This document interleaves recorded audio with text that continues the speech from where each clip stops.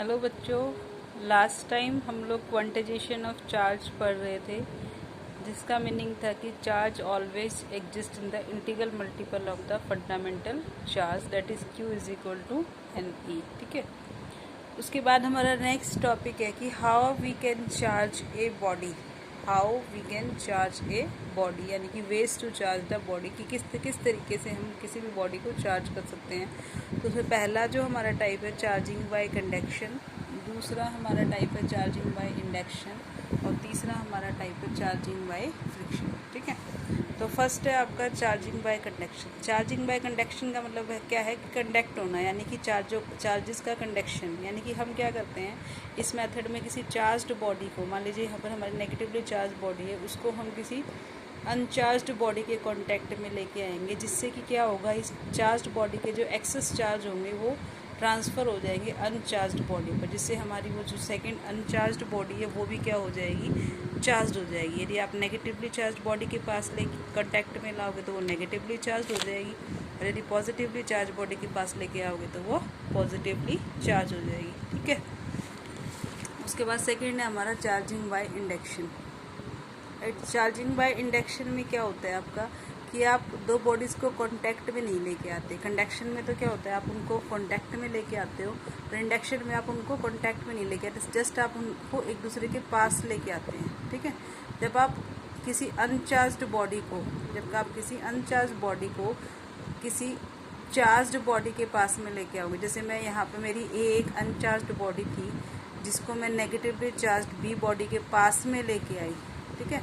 जैसे ही मैं इसको पास में लेके आई, जिस बॉडी ए को मैं इसके पास में लेके आई, तो यहाँ पर मेरा क्या हो गया, इस चार्ज के कारण, इस नेगेटिव चार्ज के कारण ये जो आपका बॉडी ए है ये पोलराइज्ड हो गई। पोलराइज्ड होने का मतलब क्या है कि इसकी जितनी भी पॉजिटिव पोलैरिटी थी वो सारी बी साइड में कलेक्ट हो गई, और नेगेटिव जो चार्जेस थे वो सारे इस साइड आ गए। ठीक है।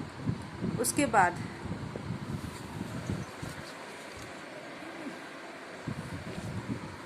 बाद फिर मैंने क्या किया, इस पोलराइज्ड बॉडी के पास से मैं कोई एक कंडक्टिंग बॉडी को ले आई इसके कांटेक्ट में। मान लीजिए ये है आपकी कंडक्टिंग बॉडी सी, जिसको मैं इसके पास में ले आई और मैंने इसके नेगेटिव साइड में इसको टच करके रख दिया। तो क्या होगा, कंडक्शन के कारण आपके जो ये इलेक्ट्रॉन्स है, जो ये नेगेटिव चार्ज है, ये इस कंडक्टिंग बॉडी के अंदर आ जाएंगे, और जो आपकी ये बॉडी ए है ये कैसी रह जाएगी, पॉजिटिवली चार्ज। तो इस तरह से हम हमारी किसी बॉडी को बाय इंडक्शन चार्ज कर सकते हैं। इसमें हमने हमारी बॉडी को क्या किया, पॉजिटिवली चार्ज किया है। ठीक है। और उसके बाद है charging by friction. Charging by friction में क्या होगा कि आप रब करोगे तो वो बॉडी क्या हो जाएगी, आपकी चार्ज हो जाएगी। When we rub a comb on our head, then due to the friction the comb becomes charge, so it will attract the very small pieces of the paper. ये आप सब लोग करते भी आए, खेलते भी आए, छोटी छोटी एक्टिविटीज़। ठीक है। तो तीन मेथड हमारे किसी बॉडी को चार्ज करने के, charging by conduction, charging by induction and charging by friction. ठीक है।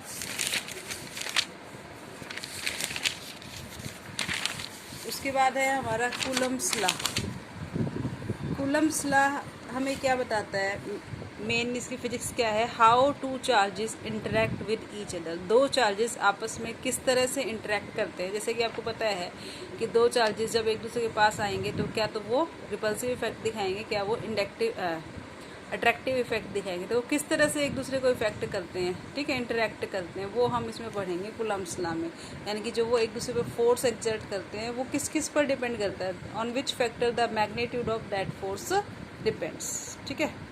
तो इसके लिए हमने क्या किया, consider the 2 point charges Q1 and Q2 at a distance R with each other. दो चार्जेस हमने कंसिडर किए Q1 एंड Q2, जो कि R डिस्टेंस पर रखे हुए, एक दूसरे से R डिस्टेंस के ऊपर रखे हुए। ठीक है। तो ये Q1 चार्ज है, ये Q2 चार्ज है। इस Q2 के ऊपर चार्ज लगाएगा Q1, मान लीजिए ये पॉजिटिव चार्ज है। ठीक है। तो इस Q2 के ऊपर चार्ज Q1 फोर्स लगाएगा बाहर की साइड, इसको रिपेल करेगा। इसी तरह से ये Q2 इस Q1 पे फोर्स लगाएगा बाहर की साइड, इसको रिपेल करेगा। तो F21 का मतलब क्या हो गया, force on the charge second due to first. F12 का मतलब क्या हो गया, force on charge first due to second. ठीक है।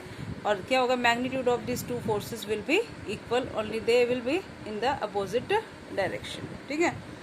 ओके। तो अब हम क्या बोलेंगे कि on which factor the magnitude of this force depends, किस किस फैक्टर पर ये फोर्स डिपेंड करता है, हाउ वी कैन इंक्रीज और डिक्रीज दिस फोर्स। ठीक है, तो ये हो जाएगा फर्स्ट पॉइंट आपका क्या हो जाएगा, it is directly proportional to the magnitude of product of the charges, यानी कि जितना ज़्यादा चार्ज होगा वो उतना ही ज़्यादा फोर्स एक दूसरे के ऊपर एग्जर्ट कर देंगे। और दूसरा पॉइंट क्या हो जाएगा, it is inversely proportional to the square of distance between the two charges, means कि if you will increase the distance then the force will decrease, if you decrease the distance the force will increase according to the inversely proportional to the square of distance between them. तो दोनों को collectively हम लिख सकते हैं F is equal to, F is directly proportional to Q1 Q2 by R square. और proportionality constant जब हम हटाएंगे तो यहाँ पे आ जाएगा K, जिसको हम बोलते हैं dielectric constant, that depends upon the medium, जो कि मीडियम पे डिपेंड करता है जिसके अंदर आपके चार्जेस रखे हुए हैं। ओके, तो कंप्लीट आपका रिलेशन क्या हो जाएगा, F is equal to K Q1 into Q2 by R square. और जहाँ पर इस डाइलेक्ट्रिक कांस्टेंट की वैल्यू क्या होगी, that is K is equal to 1/4 pi epsilon naught, that is overall value क्या हो जाएगी 9 into 10⁻⁹ newton metre square per coulomb square. ठीक है, where epsilon naught is the permittivity of the free space. ठीक है, तो इस चीज़ को हम ग्राफिकली रिप्रेजेंट कर सकते हैं कि F is inversely proportional to R square, कि आर जब आपका बढ़ेगा तो आपका फोर्स जो होगा वो डिक्रीज होगा। तो यानी कि एफ और आर का ग्राफिकल रिप्रेजेंटेशन क्या हो जाएगा इस टाइप से।